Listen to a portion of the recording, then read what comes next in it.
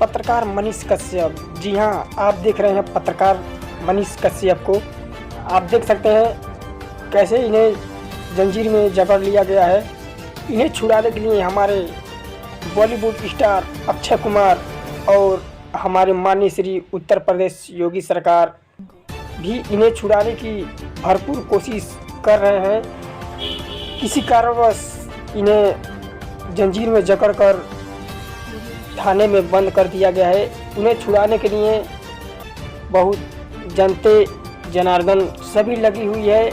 प्रशासन का क्या कहना है, अपडेट मिलते ही हम आपको बतला देंगे। आप देख रहे हैं मनीष बॉलीवुड स्टार अक्षय कुमार भरपूर कोशिश कर रहे हैं इन्हें छुड़ाने के लिए।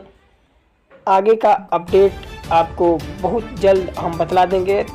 तब तक के लिए बने रहिए हमारे इस वीडियो में और अगला वीडियो आने तक इंतज़ार कीजिए। मनीष कश्यप को छुड़वाने में जितने भी नेता लगे हुए हैं हम आपको अपडेट देते रहेंगे। जय हिंद, जय भारत, जय मनीष कश्यप।